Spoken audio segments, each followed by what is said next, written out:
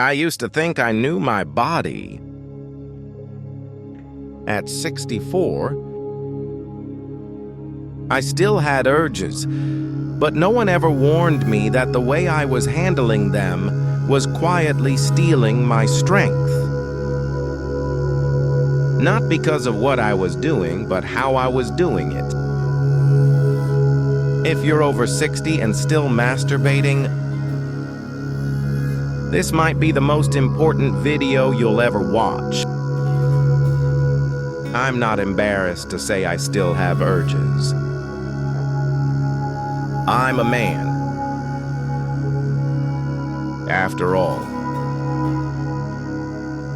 But what no one ever told me, what no doctor, no friend, not even the internet explained well, was how the way I handled those urges could quietly affect everything from my sensitivity to my sleep, to my relationship, and even to my sense of masculinity. I'm 64. And what I'm about to share isn't medical advice. It's not judgment. It's just the truth as I lived it. 1. The isolation I didn't see coming. After I retired, the silence in the house grew. My wife had passed a few years earlier, and friends drifted. Masturbation started as comfort, something familiar in a world that felt more distant every day. But something changed. I stopped reaching out. I stopped looking people in the eyes. I didn't notice at first, but my world began to shrink. The pleasure was real, sure, but so was the loneliness. What I thought was just a personal habit became a substitute for emotional connection. And slowly, I stopped trying. It wasn't about sex. It was about losing the will to connect. 2. My skin told me before my doctor did. At some point, I noticed irritation. Just a little redness. A mild sting. Then one morning, it was worse. Soreness. Sensitivity. Like I'd been too rough, but I hadn't done anything different. Or so I thought. I told my doctor in a whisper. He explained that after 60, our skin gets thinner, less elastic. Decades of friction combined with aging skin can cause what they call microlesions.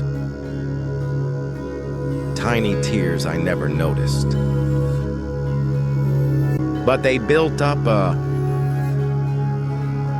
the fix. Gentleness. Lubrication. And changing what I thought I already knew. I wasn't 25 anymore. That wasn't a failure. It was an invitation to treat my body with more care. 3. Desensitization I never expected. One day, I realized something chilling. I could feel pleasure, but only in one way. Alone. Same grip. Same pace. Same environment. With a partner. I felt distant. Numb. Disconnected. It wasn't emotional. It was neurological. Turns out, when you stimulate the same pathways over and over, your brain rewires. It builds a rut. The water only flows in one direction. Breaking that pattern wasn't easy, but when I started to vary my routine, slow things down, use my imagination instead of a screen, things changed. Not overnight, but gradually. My body remembered how to feel again. 4. Mistaking function for health. This one scared me. I could still get hard alone. But with my partner, nothing. And I assumed it was just in my head. But it wasn't. My doctor told me solo arousal is easier. Less pressure. Less complexity. But if you're failing with a partner, it might not be psychological, it could be vascular, hormonal, even early heart disease. He was right. My blood pressure was creeping up. My testosterone had dipped. And my arteries weren't as elastic as they once were. I caught it early. And that changed everything. Thank you. The position that hurt me. Quietly. I always used the same chair. Soft. Familiar. Reclined. But over time, I felt a buzzing. Then a dull numbness around my pelvis, my groin. Not pain, but a strange, hollow sensation. I thought it was age, but it was nerve compression. My posture was cutting off blood flow and pressing against something called the pudendal nerve. My doctor explained that sitting too long, especially hunched, can desensitize you from the outside in changing positions, supporting my spine, using a pillow. Standing more brought life back to areas I thought were gone. 6. The emotional shortcut that became a trap. I never noticed it happening. One stressful day, I turned to self-pleasure. It helped.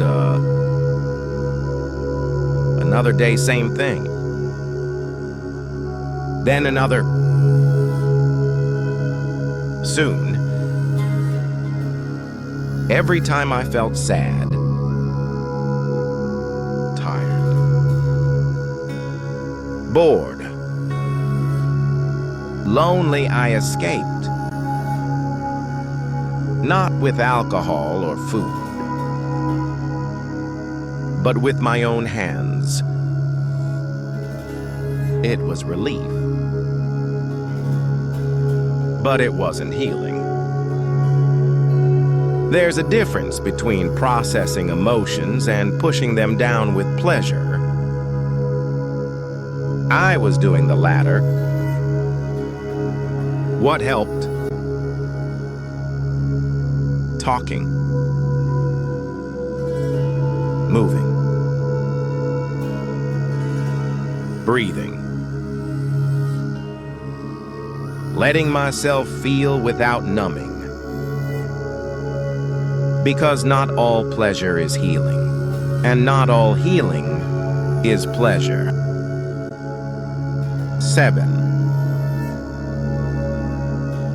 The guilt that took years to name. This one's hard to admit. I grew up in a religious home. Masturbation wasn't discussed. It was condemned. Even now,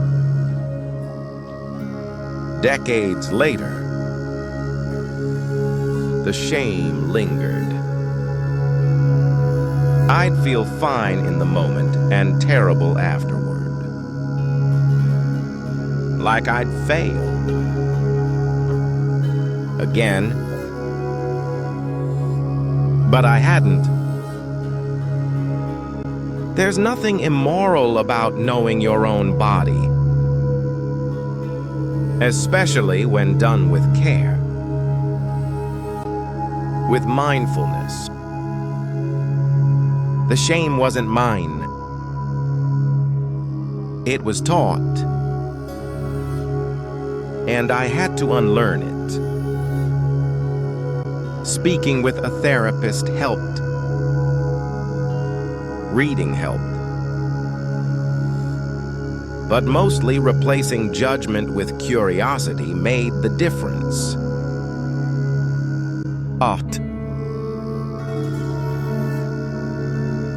Pelvic congestion. The heaviness. I didn't understand. I felt it for weeks. A fullness. A heaviness. Like something wasn't flowing right. It wasn't pain, but it wasn't nothing. Pelvic congestion. My doctor called it too much frequency. Not enough rest. The body builds up blood, tension, and pressure in that area, and it needs time to recover. Spacing things out helped. 2. 3 days between sessions. And when I listened, when I respected my body's rhythm, I felt lighter, stronger, more responsive. 2. The fertility I didn't know I still had. At 61, I remarried. My wife wanted children. So did I. But nothing happened. I assumed it was age. But it wasn't daily ejaculation. I learned can lower sperm concentration, not drastically, but enough to make a difference when timing matters. When I shifted to every 3 to 5 days, my doctor said the quality improved. And it showed, even now, just knowing my body can still create life if treated right, restored something in me I didn't know was missing.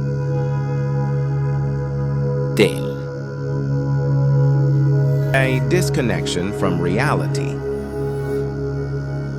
This one hit me the hardest. I stopped responding to my partner, to touch, to warmth. Not because I didn't care, but because my brain had become addicted to fantasy screens. Scenes and patterns that no real-life moment could match. I was chasing intensity, not intimacy. Taking a break helped. Reconnecting with memory, imagination, feeling rather than watching. I didn't lose desire. I just lost the path back to it. And with time, I found it again. I used to think masturbation was simple. Release tension. Feel better. But now I know it's not about doing it, or not doing it. It's about how, why, and how often. When done with awareness, it can restore. When done mindlessly, it can erode. This isn't about shame. It's about honoring the body you've earned, the years you've lived, and the man you still are. You're not broken. You're evolving. And your body, like your spirit, still has more to give if you treat it like it matters. Because it does. A new way to see yourself. By now, you've probably realized something important. Masturbation after 60 isn't the enemy. Isolation is. Shame is. Neglect is. The real danger isn't in the act. It's in the unawareness of how it's shaping your body, your hormones, your emotions, and your ability to connect. It's in doing the same thing the same way for years, never stopping to ask, is this still helping me or quietly hurting me? The truth is, Your body is evolving, so must your habits. In your 20s, you may have chased pleasure with urgency. In your 40s, maybe it became more private, hidden, squeezed into the margins of life.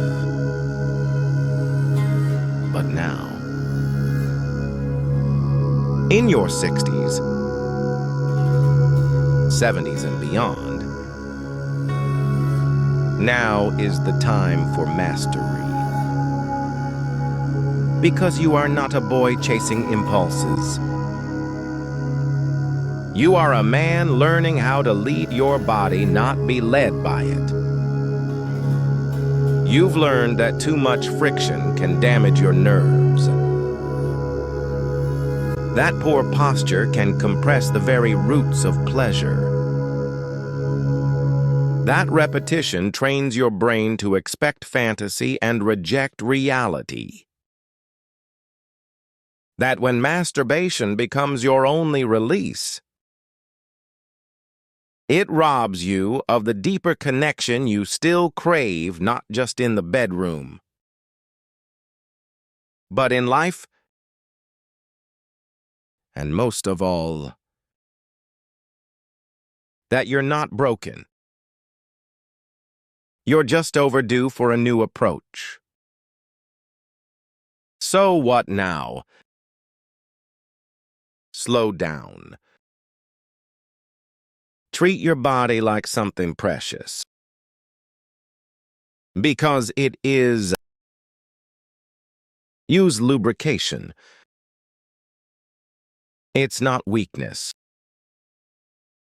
It's wisdom. Vary your technique. Reignite your brain's sensitivity. Shift your posture. Recline.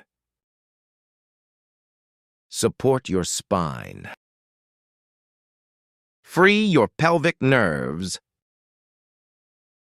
Create emotional outlets. Talk. Move. Join. Reach out. Give yourself permission to enjoy without shame. You deserve that. Take breaks.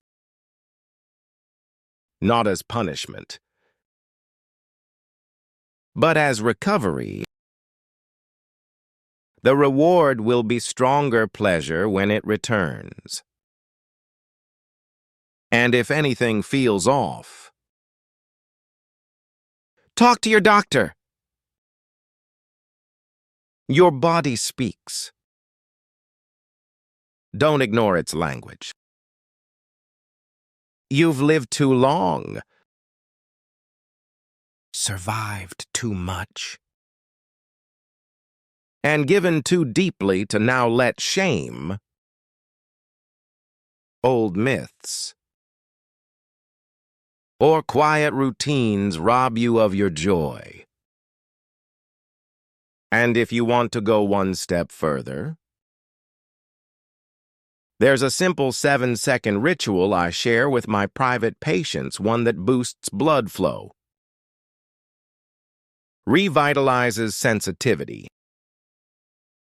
and can naturally reignite the spark you thought was gone. If you want me to walk you through it, step by step, watch my next video. It might just be the most important 7 seconds of your day. Because yes, you still deserve connection. You still deserve pleasure. You still deserve to feel like a man. And I'll help you get there without pills, without shame, and without wasting another year feeling less than. Click and watch now. I'll see you inside.